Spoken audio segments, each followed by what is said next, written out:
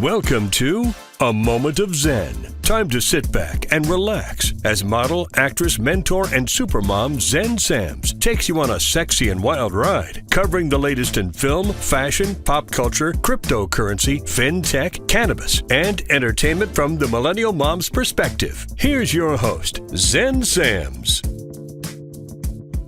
Welcome back, beautiful tri-state area. You're listening to A Moment of Zen right here on 710 WOR, the voice of New York, iHeartRadio. I'm your host, Zen Sams. Welcome to episode 218, celebrating 5 years on the air. Here's to another exciting episode. It's such a pleasure to spend my time with you on the airwaves. Thank you for tuning in every Saturday night and then engaging with me on social media. That truly does make it all worthwhile. Please continue to follow me at Zen Sams. That's Zen with an X, not a Z, XENSAMS. And remember that all of our episodes are available on our YouTube channel. We upload Sundays at 2 p.m. via digital streaming. And you can also check us out on your home TV platform at mox.yourhometv.com.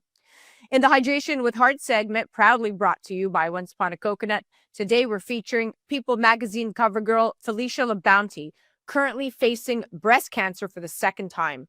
She was denied a mammogram. Now she's leading a movement to save lives. In our Going Deep segment brought to you by CO2 Lift, in our Expert on the Microphone series, we're joined by the plastics doc, Dr. Samuel Salcedo. He's a board-certified plastic surgeon and the founder of the Plastics Doc Med Spa in Corona, California. He's going to join us to chat all about the top trends in plastic surgery and his thoughts on the future of aesthetics. In the Polished Beauty segment, with co-contributor Dr. Daisy Ayim, triple board certified cosmetic surgeon and OBGYN, today we're featuring Dr. Dmitry Yaranov. He's a board certified heart failure and transplant cardiologist based in Memphis, Tennessee. He's on the front lines of treating some of the most critical ill cardiac patients. Today, we're unpacking the emotional toll of being a healer, the quiet mental health crisis in medicine, and why vulnerability and not detachment might just be the future of compassionate care. In our health tip brought to you by Suspera, today we're chatting about an overlooked skincare essential, sunglasses. Stay tuned. We're featuring People magazine cover girl Philecia La'Bounty in the Hydration with Heart segment brought to you by Once Upon a Coconut. You're listening to A Moment of Zen right here on 710 WOR, the voice of New York, iHeartRadio. We'll be right back after this. A Moment of Zen is brought to you by Your Home TV with Kathy Ireland and their channel partners. Head to yourhometv.com for free, family-friendly programming, streaming 24/7. The Kelly Williams Show is brought to you by Serendipity Yacht Cruises and Events. Tune in and turn on your happy. Kelly Williams is full of energy and incredible guests.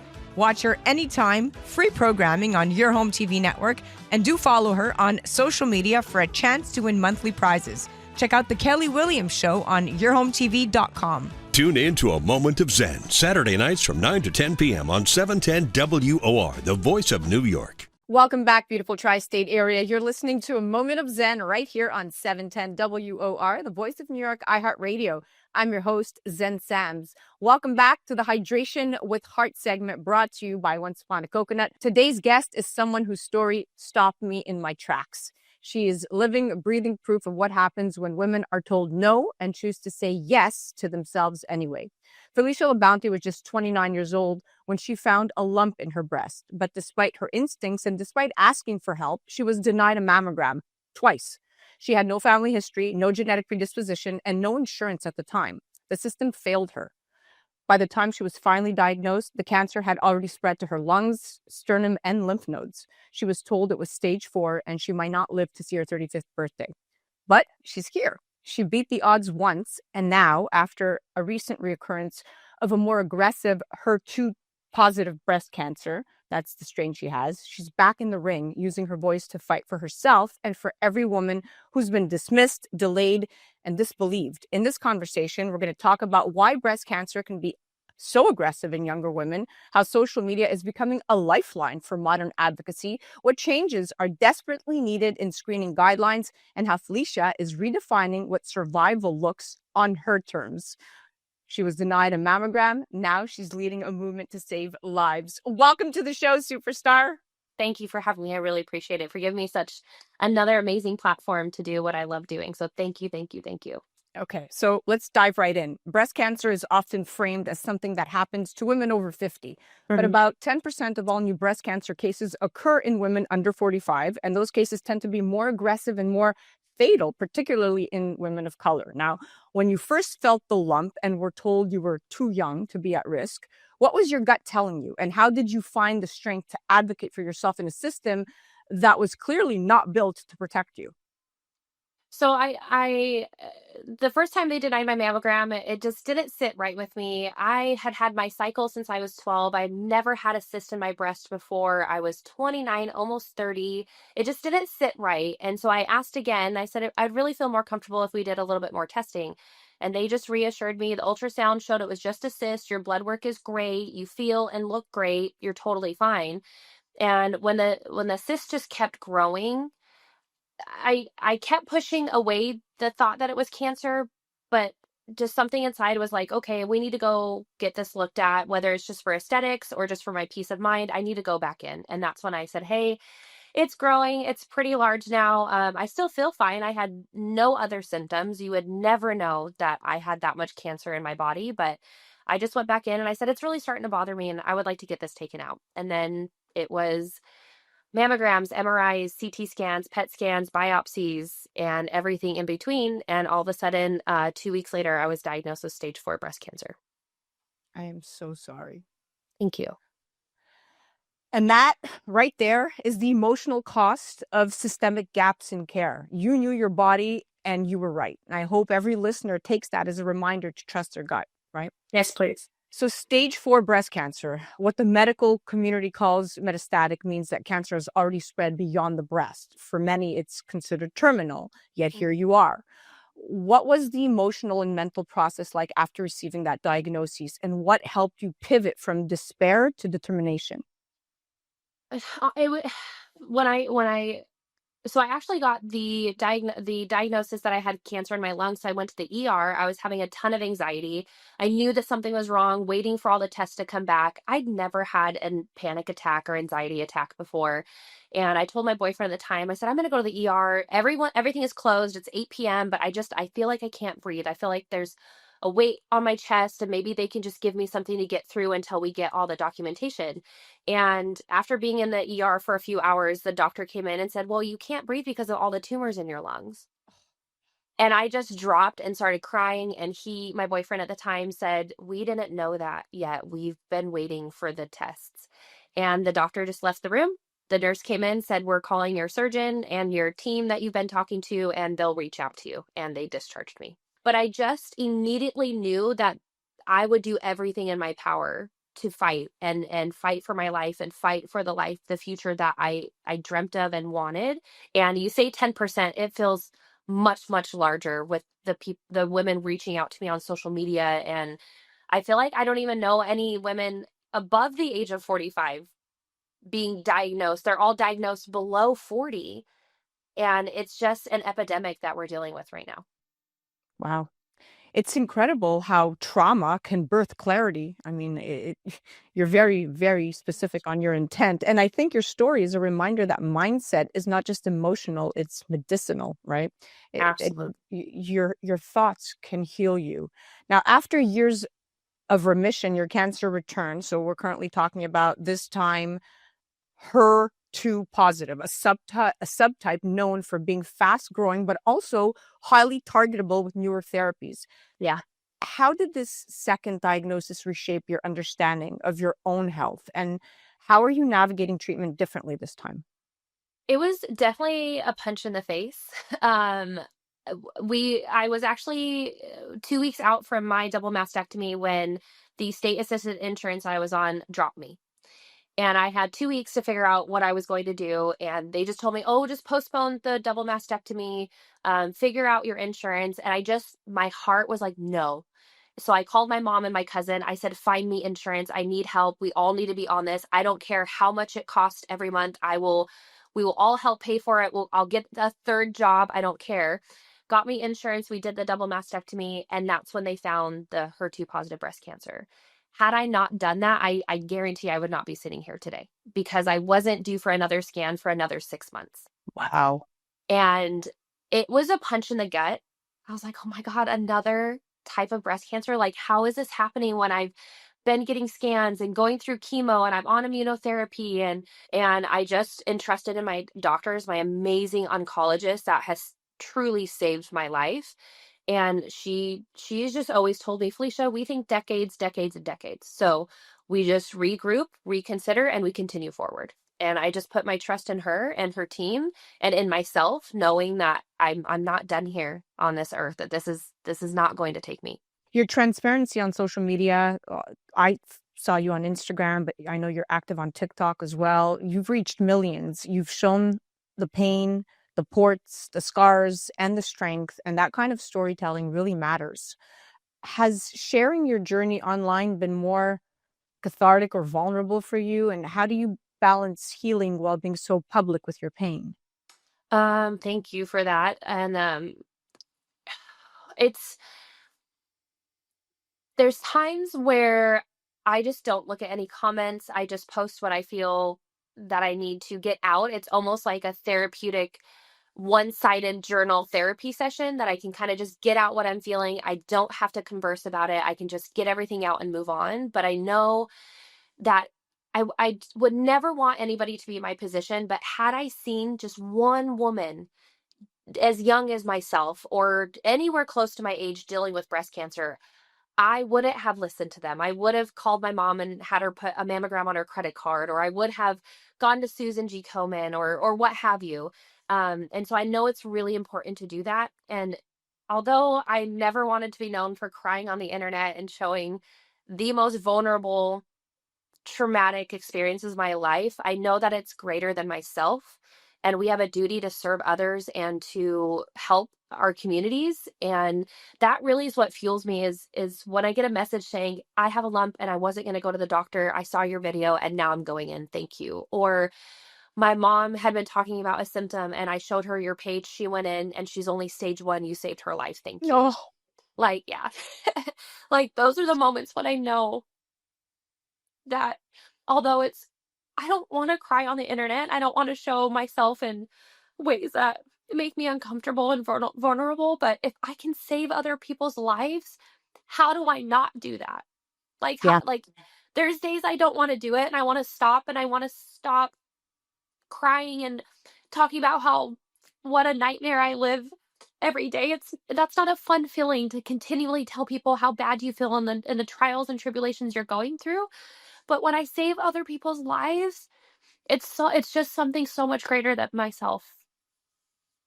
That authenticity is rare and so powerful. You're helping people feel seen in their silence, and you're saving lives, and your story is transforming perspectives. And that's real advocacy. And that's definitely something to cry tears of joy for, right? Thank I know you. you got me all teary now. Now let's dive into some statistics. According Yeah. to the American Cancer Society, the 5-year relative survival rate for women with metastatic breast cancer is just 30%. But access to early detection drastically improves outcomes when you can get it. What changes do you think need to happen in the healthcare system, especially around screening guidelines, insurance denial, and how we listen to younger women? I was just speaking to somebody about this and I just don't understand how if anyone has anything abnormal happen to their body. I had never had a cyst in my breast. I had never had anything even remotely close. Why was that not a trigger for me to be allowed to get every test? A biopsy, I had an ultrasound, but biopsy, mammogram, PET scan, like that should be the number one, like, oh my gosh, something is not right. We need to test immediately. The thought behind it is, oh, well, it's probably nothing. You've never ever had anything wrong with you. You're great. Like you'll be fine. That's not the mentality that needs to be had. It needs to be something abnormal is happening in your body. We need to figure out what's happening right now. And I mean, I get it.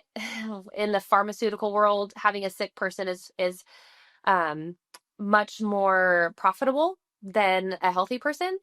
But just to give someone 2 extra scans to kind of figure out what's going on in their body and I mean I could have been stage 4 when I went in the first time. We have no idea. We will never know.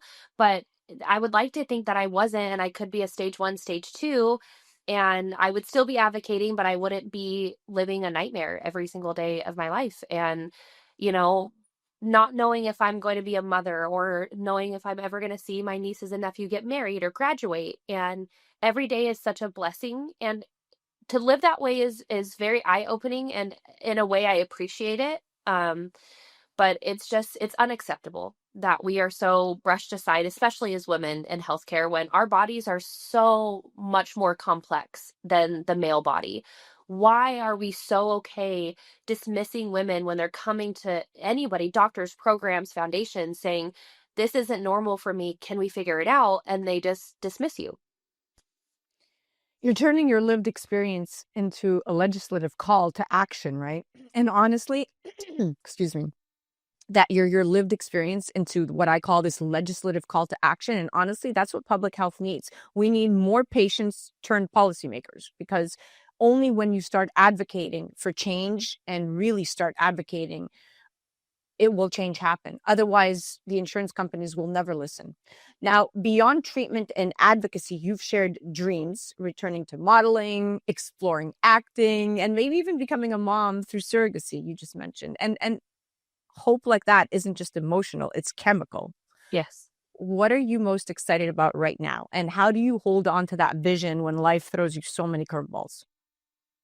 I think right now, just the opportunities like this that I'm giving, and I have some opportunities I can't speak upon just yet. And it's just, I'm finding ways to live my dreams in a different capacity than I ever thought. Everything that I'm doing is not for the reasons I dreamt of when I was a little girl, the publicity and the magazine covers, but I know it's so much greater than myself. And it truly is just the community and the support that I have from so millions of people telling me that what I'm doing is important, that this is giving me a purpose in life that I never knew I would have. And I'm just leaning into it, and I'm allowing it to bring me opportunities that I'm excited for, that I know will bring change. And when you speak about politics and legislation, that's kind of where I'm kind of throwing my energy at, and hoping that I can connect with those that will help me in that capacity, and we can make changes, real changes. So I just dream, and I just follow those dreams, and just, that my vision boards, the secret books, just everything. I'm just manifesting the future that I always wanted for myself, despite being handed a diagnosis that I am a terminal cancer patient. I do have a disease that I may not be here next year, and it's just the reality of the situation. But I choose to look beyond that, and to just know that I deserve to live my dreams and go after them just as anybody else does. And just because I'm a sick person doesn't mean that I can't have all of that. And it's just a lot harder for me, but it means it's that much sweeter when I get to those end goals. You're a light, Philecia, not Mhm. because you haven't been through the darkness, but because you bring others with you toward the light. That's your whole spirit is just gorgeous. Thank Now, you. every week on the Hydration with Heart, we end with something soul-centered. So if a woman was just diagnosed with breast cancer this morning and she's scared, confused, and overwhelmed, what would you say to her if she were listening right now? When I get messages like that or thoughts like that, I tell them to lean into your community, to clean up your group. If there's anybody that does not have your back 1000% to the most positive extent that you can, if they don't have every fiber of their being believing in you, they need to go. Goodbye. They're not worth it. And that goes for your care team as well. If you have any doubts about your care team, if you're just feeling like uncomfortable or uneasy, I fired my first oncologist. I knew she was not going to help me survive. She gave me the wrong chemo, it was too strong, and now I'll forever be testing my heart to make sure that my heart doesn't fail or become more damaged. And I tell everyone, if you don't feel the connection with your care team and with your support team, you need to change that. And you need to find those people that are going to do everything the way that you need it, not the way that they think that you should do it. And I'm so blessed to have a community that when I say, I don't feel good, I need to go to the ER, they go, okay, go. They're never second guessing me. They're never judging me for living my life and modeling and acting when I'm a sick person, when I should be, concentrating on other things or relaxing and doing stuff like that. It's just lean into the people that want to support you in the way that you need to be supported. And I promise you, it will bring you so much clarity and space in your life to concentrate on you and your journey and surviving your cancer. It's not anybody else's. And there's so much criticism for cancer patients, which I have never understood. People don't understand why you did this, or how come you have a GoFundMe? Why can't you just do this? I would have done that. That doesn't matter in your journey. What matters is what is right in your intuition and in your gut, and to follow it no matter what anybody tells you. Beautiful. Sometimes what we need most isn't data, it's a hand to hold. And that's exactly what you just gave every woman out there. So thank you for that. Thank you. All right. Well, we are at the end of our date, my dear. I can't thank you enough for being open and transparent. Thank you for showing us that survival isn't just about staying alive. It's about reclaiming your voice, your story, and your power. Thank you so much. I appreciate the opportunity and the support. It just means the absolute world. We're just going to touch more lives than I ever could have dreamt. So thank you. Thank you. To follow Philecia's journey, head over to her Instagram page at Philecia, Philecia. This has been the Hydration with Heart segment brought to you by Once Upon a Coconut, because hydration is healing and every story that hydrates the soul deserves to be heard. You're listening to A Moment of Zen right here on 710 WOR, the voice of New York, iHeartRadio. We'll be right back after this.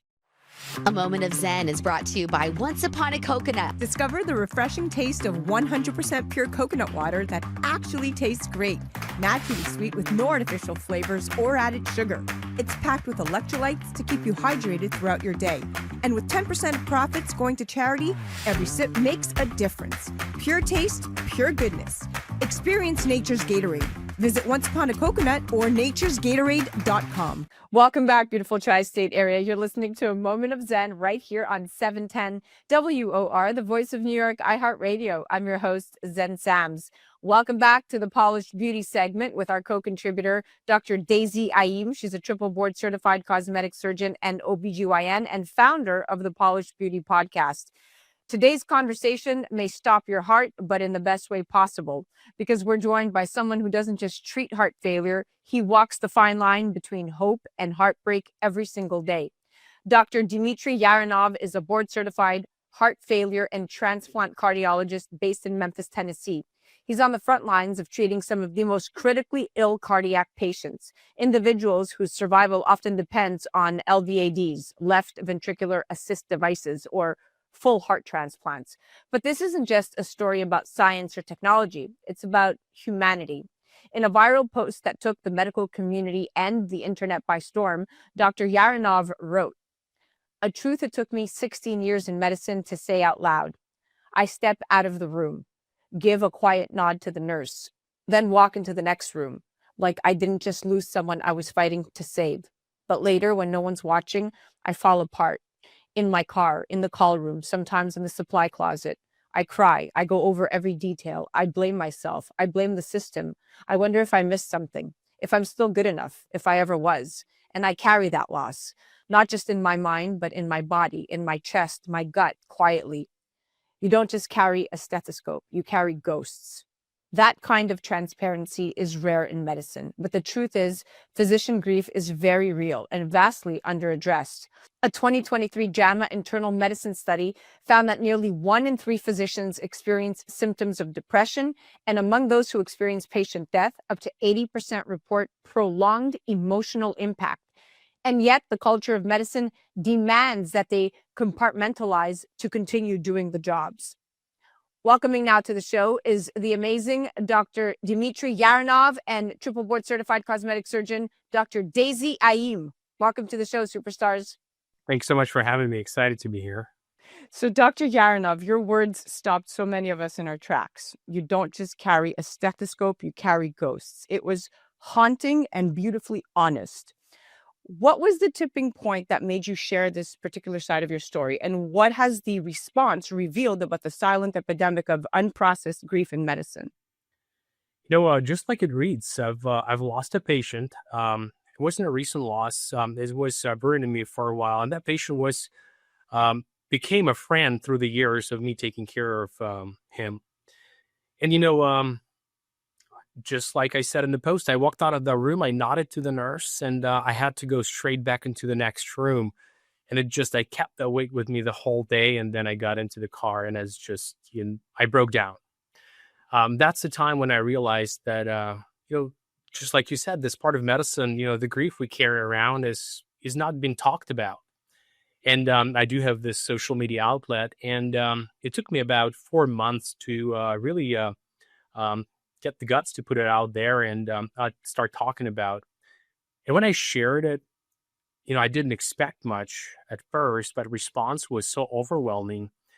I had my colleagues that I work with right now calling me, offering me support. Some of them saying that, hey, I felt that too, and I just didn't have enough words to express it. And then take it in step forward. Patients started writing to me, and I think that's what mattered the most.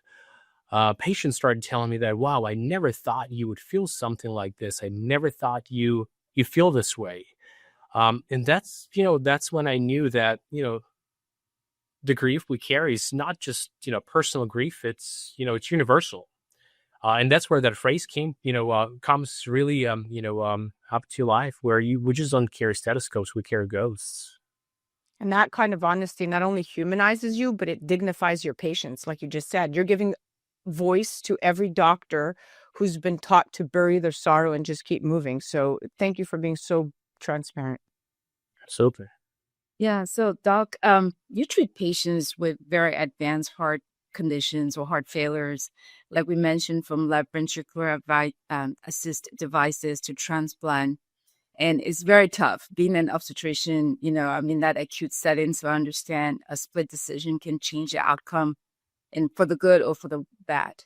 How do you remain emotionally grounded while navigating such high stakes, life and death situations every day? Yeah, it's for sure never easy. I don't think you ever get used to losing someone. It's just to learn to give yourself a space. And that's what I had to teach myself how to do, because certainly that's not the skill they gave me in medical school and my training. I give myself space, whether it's in a walk or it's in my car on my way back home, or sometimes even like a deep breath before I walk into the next room. Sometimes I talk to those patients, those that pass. Sometimes I whisper their names, just to, get the strength to be grounded. I remind myself all the time, and I think that's what keeps me going, is that grief, the grief, the process is, its true price of compassion. And I would not, ever give it away or attempt to lose it. If you feel it deeply, it means you care, and that grounds you. That means you keep your purpose. Absolutely. Now, in your post, you mentioned blaming the system. I want to unpack that. So the U.S. is facing a projected shortage of over 120,000 physicians by the year 2034. And burnout is now classified as a workplace syndrome by the WHO. From your perspective, what systemic failures are contributing to this emotional and, more importantly, operational breakdown? And what do you think needs to change? We are expected to be perfect. We're expected to be fast, efficient, emotionally detached. That's the system expectation from us. And we try to live up to those expectations under immense pressure, and it comes from multiple different, sources. There's definitely no space in the system for processing grief or even trauma. There's a culture, and I would characterize this culture as a culture of silence. You lose a patient, you move on. If you're saying I'm not okay, it makes you weak. That's not sustainable. We need to have a shift in this culture. We need to understand that all the healthcare workers, not just doctors, all the people that work in our first people, they need time to reflect. And I think that can be the first step into, fixing the burnout. I agree with you, Charles. I totally agree with you. Being a physician, I couldn't have said it any more beautifully. I think one of the problem also is just the fact that, if a physician was to take a certain time off just to do exactly what you've stated, you have to explain yourself. And in some way, you're feeling like you're being reprimanded for just taking time to do exactly what you've just sounded off. So thank you for saying that. It's heartbreaking. The two of you it hit so close to home with what you both just said. because you're trained to save lives, not navigate bureaucracy. But the system keeps asking doctors to be heroes without giving them capes. And that's a big problem, right? It's a problem. 100%. So, Doc, you've expanded your outreach across underserved regions in Tennessee, Arkansas, and Mississippi. What are the key access issues you're seeing, and how are you working to overcome them on the ground? That's a great question. Unfortunately, in my space, many patients come extremely late. And it's not because they didn't want care, it's just because our system failed them. They never reached them. And they weren't either referred at the time, they weren't educated at the time, and they just didn't have access.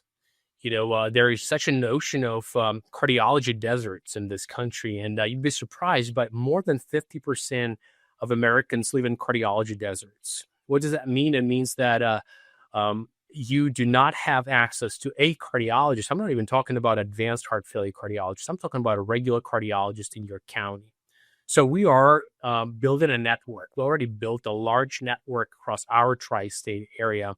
And this network is truly the goal for it is to bring care to the patients. Just more like to collapse the distance, and not just physical distance, but more so educational distance, informational distance between the rural community and the life-saving procedures, especially in those with very advanced disease. To me, in a sense, that's also like caring goes to, making sure that those that we don't repeat the same mistake and misses, and those patients who come and I cannot help anymore, that doesn't happen again. Now, I want to talk about mentorship, because shaping future cardiologists means addressing not just their work base and their knowledge base, but their emotional stamina. So how do you teach your mentees to care deeply without drowning in it? What does, in your words, true emotional resilience look like in your world? Mentorship is critically important for me. I became who I became because of my mentors, primarily because of my mentors. And now I take big pride of in giving it back to my mentees. And, main thing is I try to lead by example. I'll let them see my emotional side. We debrief the cases, we debrief our successes and failures. And I don't teach them just clinical decision making. I don't teach them how to do the sophisticated procedures, but the whole process, that happens thereafter. I tell them that's okay to feel this way. It's okay for you to feel this way, and it's okay for me to feel this way. It's actually necessary to feel this way so you can keep going. You can stay grounded. We talk about it. We talk about why we show up the next day after both the failure and success. And I think that's what really sustains the career in medicine and prevents that burnout. There's a growing emphasis on physician wellness. In fact, there's a current, as we know, being a physician is one of the highest suicide rate in the U.S. And that's something that's not being spoken about out loud or clearly, that physicians are actually taking their lives. So for you, what does that look like to have this emotional support, given that the root cause analysis for why physicians are committing suicide is not really being addressed publicly or privately in our local system? How does that look like to help us? We need a cultural shift. A culture where saying, I'm not okay, actually does not mean you're weak. It means you're human. And I also do think we need for leadership to recognize that emotional labor is a labor. It's not just, a human, weakness.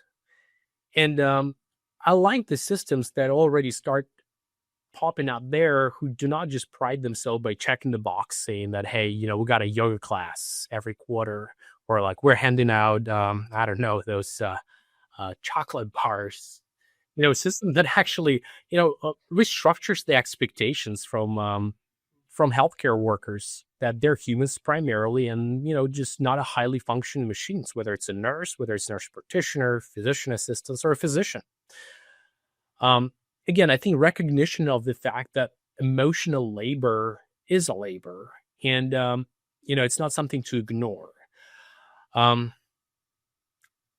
again, I feel like that unhealed grief in medicine is what drives the burnout. And we need to start talking about more and more and more. And I love how earlier on you said your mentees, you lead by guidance in the sense that they are watching your every move, and your vulnerability is going to help a great deal in framing what's expected and what's not. And that's what creates legacy, not just teaching technique, but showing young doctors how to feel and survive the weight of what they do. And you're doing such a good job. Thank you. Losing a patient is very hard. I think that's one thing for us physicians we never really want to experience, but depending on the specialty you're in, at some point it is going to happen. I just wanted to know if you care to share with our audience what sort of personal rituals or beliefs or thoughts or things you do to overcome yourself so that you can keep going and not get weighed down. Absolutely. I always come back to this. This job isn't about control. It's about presence. I couldn't change the outcome in this patient. It didn't matter what I did. I tried real hard. I fought for him, and that matters. And that matters to me. And reflection on this, daily reflection, breathing techniques. I breathe, I reset, I remind myself, I care, I still do. And that, helps me stay grounded. I take care of myself. I take care of my mind. I take care of my body. And those are daily minor stones that, build into this, big wall of, that keeps me going. I think that's why I keep showing up every day. Wow. Yeah. And showing up you are. Thank you so much for sharing. Absolutely. Yeah. What was the patient's name that you lost? I think it'd be fairer to just say, because it was the patient, information, Oh, but the person has just a name. We keep saying the patient. I just wanted to honor their name, Mike. but you don't have to share. It's Mike. Mike. That's all I needed to know. Yeah, sorry.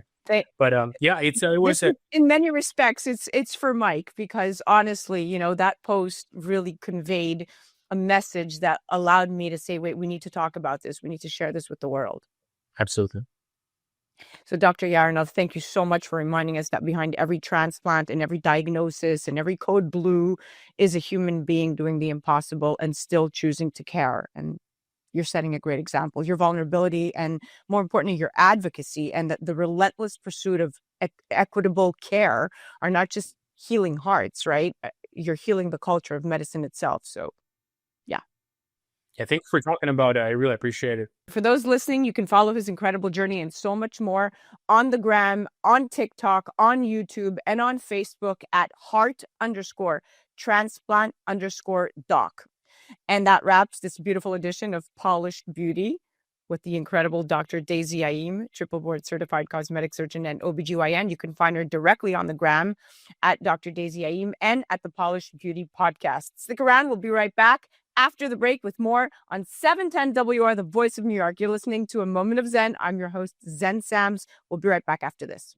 A Moment of Zen is brought to you by the Polished Beauty podcast with Dr. Daisy Ayim. Hey, ambitious women, ready to shine on the inside and out? Tune in to the Polished Beauty podcast, where we talk about business, beauty, brains, and body all in one spot.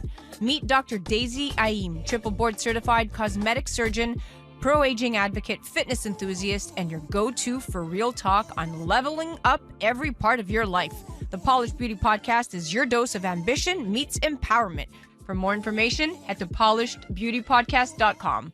Welcome back, beautiful tri-state area. You're listening to A Moment of Zen right here on 710 WOR, the voice of New York, iHeartRadio. I'm your host, Zen Sams. Welcome back to the Going Deep segment brought to you by CO2 Lift in our Expert on the Microphone series. Today, we're joined by the plastics doc, Dr. Samuel Salcedo. He's a board-certified plastic surgeon and the founder of the Plastics Docs Med Spa in Corona, California. Renowned for his expertise in aesthetics plastic surgery, he's dedicated to delivering personalized care and achieving natural-looking results for his patients. He's highly respected in his field, presenting at national and international conferences, training other surgeons in surgical techniques, and publishing studies in the highest-rated plastic surgery journals. He joins us today to chat all about the top trends in plastic surgery and his thoughts on the future of aesthetics. Welcome to the show, superstar. Thanks, Zen. Thanks for having me again. Happy to be here. So excited to have you back on. So let's chat natural results, quote unquote, right? You're praised for delivering natural looking results. I look at your page, I look at the results of your surgeries, and that's an approach that stands in contrast from the dramatic, overdone look of the past. Many patients, they once wanted that, right? That dramatic impact. But in recent years, there's been like a noticeable shift, especially in the aesthetics industry, with patients prioritizing the subtle and natural looking enhancements, right? Making it more than just a trend, but it's almost like a standard now. So what do you believe is driving this shift? And how do you ensure that your work looks as natural as possible? Yeah, so I would say, talking about current trends in plastic surgery and aesthetics in general, natural results are now the thing. Like you said, people are they're done with overdone. And like anything else in kind of our culture, and especially here in the US, is a lot of our trends are driven by celebrities. So what you'll notice is you see people like Kris Jenner, Lindsay Lohan, everybody's wondering, what are they doing? Because these people, they look natural, they look refreshed. And that is what's driving that push, is people see these celebrities that are in the limelight and they're looking better and better. They're looking younger. You're no longer seeing the overdone, overfilled look, the overstretched, facelift. That's a thing of the past now. Everybody wants to move to natural results and natural regenerative options for enhancing their look. So that's what's driving it, right? We're seeing people that are in front of the camera, people like yourself, who are just looking better and better. And everyone's asking, how are they doing that? How are they managing to look younger as they age? So that's what's pushing the trend. I know even with breast implants, more patients are choosing to go smaller. So I'm going to stick on this more natural trend, but let's lower it down from the face to the breasts, right? Yeah. They're choosing to go smaller. I recently explanted my breast implants and just got a natural lift. So whether it's choosing a B over a D or explanting altogether. And the new breast implant, Motiva, hit the US market, gaining FDA approval just last fall, which many patients are gravitating towards because of its natural feel and movement. Now, I know you're offering these implants in your practice now, and you see your patients gravitate towards the Motiva implants. I mean, is that where it's going? Do you see that happening? Or smaller implants in general as well? What are your thoughts? Yeah, traditionally, implant sizes have varied across the US. So in the Midwest and the East Coast, New York, some of those areas, they've tended to gravitate towards smaller implants. I would say on an average size of 200 to 250 to 350 cc's, which is somewhere around a B or a C. Whereas in California, West Coast, we gravitate 350 to 450 and bigger, which is that C, right? Everybody says that. That C to D range. In Vegas, D to double D. But what I'm seeing here in California, especially, is we are seeing that trend where patients are actually moving towards smaller implants, something that matches their lifestyle and their body better. With people taking more care of themselves, exercising more, regenerative medicine, GLP-1s like Ozempic and Mounjaro, everyone's getting into better shape. They're feeling better. They want to work out more, and they want an implant that reflects that lifestyle, an implant that fits their lifestyle and fits their body. So even in California, I am seeing a trend. For the first time in probably 2 or 3 years, I had someone come in for a consult and wanted an implant size from 180 to 250 cc's, which is a B or a C. My average is somewhere around 400 cc's, which is a good C or a D. Now I'm seeing patients come in asking for that B cup size because they want to be able to do yoga, Pilates, jogging, all the things that fit with an active lifestyle. And with that being said, not only are they asking for smaller implants, they are coming and asking for Motiva by name. We haven't seen this in the plastic surgery industry in quite some time, where patients come in and ask for a specific implant. There's been kind of the 3 big manufacturers that have dominated the market for decades, and there hasn't been much innovation or change until Motiva came around, and Motiva is taking the implant world by storm with their smooth silk implant and their ergonomic design, where you have an implant that moves naturally with you, that takes on more of a teardrop shape, which is very appealing to the patients who are coming in and wanting a more natural look. Again, everything's shifting towards natural enhancements in the face, natural enhancements in the body. Perfect. Let's pivot to regenerative medicine. This is the perfect time. Another fascinating trend that every doctor and practitioner who comes on the show brings up, regenerative medicine. And regenerative medicine is rapidly transforming the aesthetics field, allowing doctors like yourself to harness and support the body's biological healing process to restore and rejuvenate that tissue at a cellular level, which is exactly where it should have been from the beginning. Now, whether it's exosomes or stem cells or growth factors, peptides, or even treatments like the CO2 lift mask, regenerative medicine seems to be at the forefront of what everyone's talking about right now. So what are you most excited about in this space as it relates to plastic surgery? And why do you think so many doctors like you are embracing this regenerative medicine? We could call this a regenerative revolution, meaning everything is shifting in that direction, right? And there's a lot of different things that we can do in regenerative medicine that I'm super excited about. So let me start with, from the surgical perspective, that I'm a surgeon, right? Fat grafting. Fat grafting is absolutely amazing. So now we've always had this option, but it's gaining more popularity where people understand I can use my own tissue to enhance myself. I can use fat that we can liposuction from an area and then re-inject it into the face, into the breast. Obviously, we all know about buttocks enhancement with fat grafting, which is the BBL that's been around for quite some time. But now people understand I can enhance my breasts with my own fat. I can enhance my face. I can do fat grafting under the eyelids, into the cheeks, rather than using a hyaluronic acid filler or Botox or other things. There is a product that just came out this year. It's not widely available yet, but trust me, it will be. It's called AlloClay. So what this is it's donated fat. So it's a structural adipose allograft is what we call it, meaning that's a fancy term for saying we can take donated fat, process it, purify it, and use it as an injectable, like an off-the-shelf injectable for patients. So for patients like you or other fit patients who have been told, you don't have enough fat, you're too thin, I can't get it, we have this as an option now that doesn't even require surgery. So we like to say it's a non-surgical fat grafting, a non-surgical BBL, non-surgical breast enhancement, which basically takes this donated fat. So wait, as a let's filler. go back. So I had a breast lift done. Yes. And so now without going under the knife, we can use the fat to restore and regenerate my current breasts. Absolutely. It's exciting, right? I know.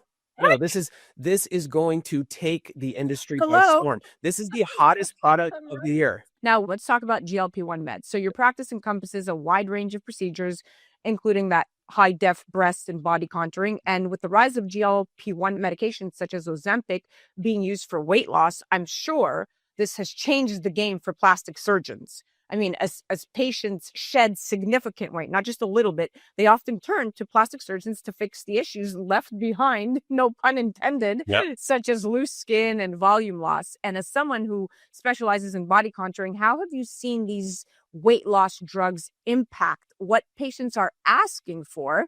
And then how do you guide patients on the best timeline for aesthetic procedures when they're using GLP-1s? There's a lot of intricacies of it, right? Because now we have patients who are improving their health. They're getting into a better health state in general. So they're also better surgical candidates. So it's a whole spectrum of things.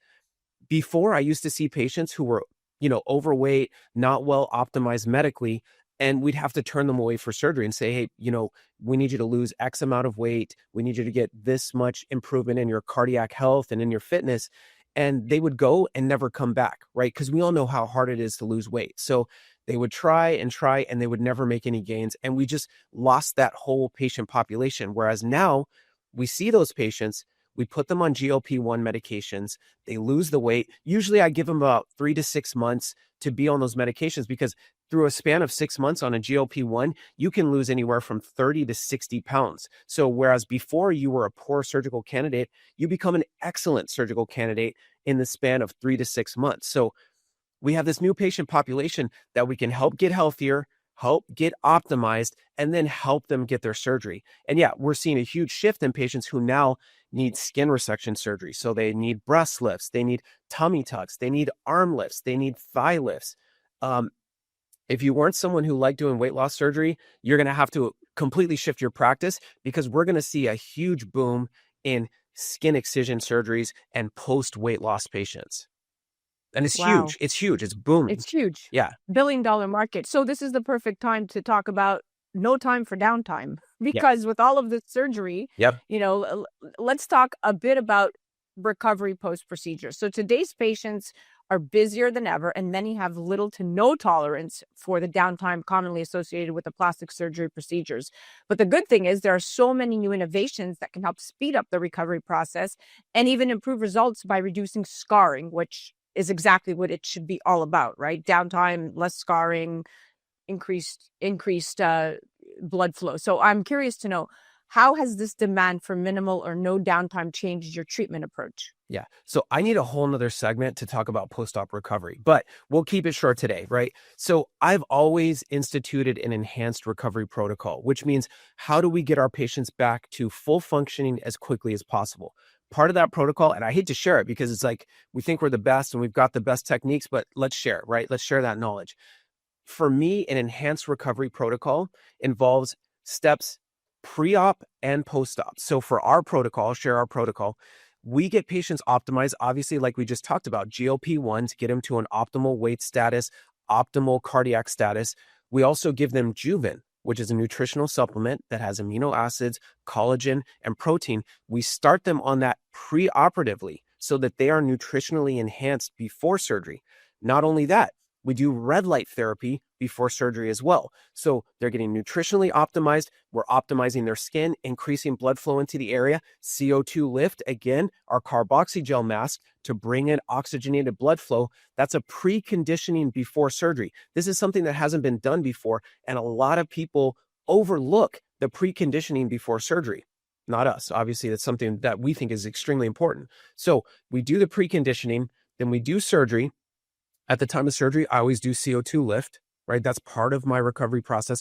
Bring in oxygenated blood flow to the newly created incisions. I use a product called Bridgets, which are force modulating tissue bridges. It's like a little device that goes on the incision, pinches the incision so there's no tension on the wound. It's phenomenal, right? We know that scars are worse when there's tension on the wound. So what can I do to reduce tension? So bringing oxygenated blood flow with CO2 lift, using the Bridgets to reduce tension. And then as a post-op protocol, we continue the Juven, we continue CO2 lift for 2 weeks post-procedure, and we do red light therapy. All those things combined help our patients recover quicker. And I failed to mention, at the time of surgery also, we offer long-acting numbing medication so that patients don't have to take things like Norco or opioid pain medications. They recover quickly, they don't feel the pain, and a post-op recovery IV. So as the patients roll out from the operating room, they're getting an IV that has vitamins, minerals, amino acids, and all the things you need to recover. All right, we have just a minute left, but before we wrap up, looking to the future, whether it's one of the trends we discussed today or something new you're seeing emerge, I know we talked about the fat.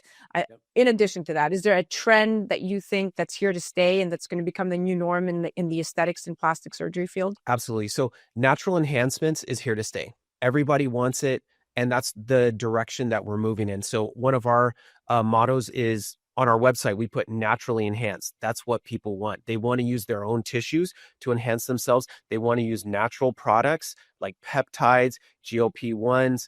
We want to use things that optimize our body's ability to heal faster, to repair ourselves. And that's not going to go away, right? These are technologies and improvements in medicine, and particularly aesthetic medicine, that are here to stay. And I'm here for it, right? I'm glad that we have these options now to enhance our patients' lives, and we're big proponents of it. I love it.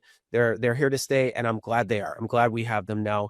Like you said, we're not doing surgery that was done 10, 15 years ago. This is a whole new age of medicine, of regenerative medicine, of aesthetic medicine that is a huge benefit for everyone, including myself. By the way, I don't think I mentioned in the last segment, I'm on GLP-1s. I'm going to start peptides, right? This is something we can all benefit from, and I'm such a believer. I do it myself. Wow, I love it. The fact that you do it yourself puts that reinforcement in patient trust, because I often ask my practitioners and doctors that, I'm talking to about, what my next steps would be for whatever it is. And I'm saying, would you do this, or have you tried this? And if the answer is yes, that makes me feel so much better. So I'm glad you shared that with us. Yeah, absolutely.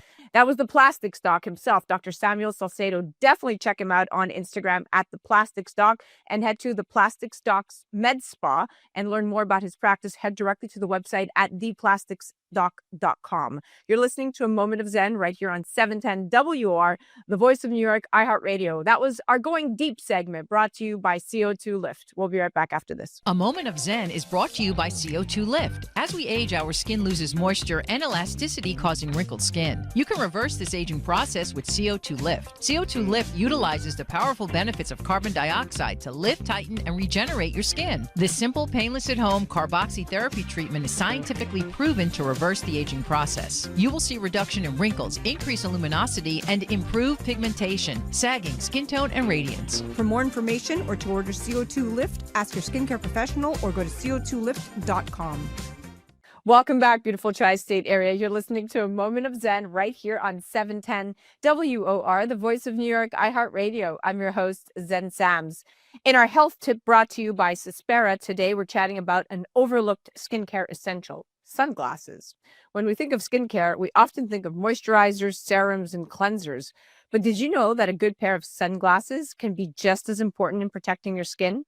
The thin skin around your eyes is prone to pigmentation, especially under repeated sun exposure. Dermatologists recommend wearing oversized UV blocking sunglasses, which not only protect your vision, but also help prevent darkening around the eye area caused by chronic squinting and UV damage. So next time you head out this summer, don't just reach for your SPF, grab your shades too. A Moment of Zen is brought to you by Cespera. If skin discoloration is making it hard to find your Zen, Cespera can help. Stubborn pigmentation, dark spots, and uneven skin tone concerns go beyond the surface, affecting both confidence and self-expression. In a sea of skincare choices, Cespera stands apart. Backed by science and trusted by dermatologists worldwide, Cespera is powered by the advanced cysteamine isobonic amide complex, delivering clinically proven results and effectively targeting mild to persistent discoloration while restoring the skin's natural glow.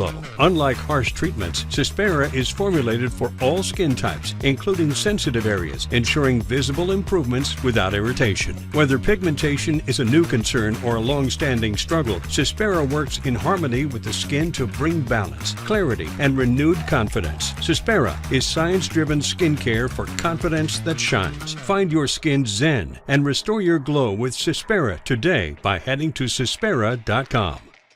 A Moment of Zen is brought to you by Your Home TV with Kathy Ireland and their channel partners. Head to yourhometv.com for free, family-friendly programming, streaming 24/7. In business and in life, there's always an upside. Finding it is often the challenge. Having a mindset that looks for it and embraces problems as opportunities is the key to thriving. Finding the Upside with Maria de Laurentiis Reyes explores the transformative power of optimism, featuring visionary business owners, influential leaders, and inspiring everyday people. Tune in and see how they navigate changing conditions with optimism and innovation. Watch the special series One Tough Chick, highlighting resilient and powerful women, streaming on yourhometv.com. Tune in to A Moment of Zen, Saturday nights from 9 to 10 p.m. on 710 WOR, the voice of New York.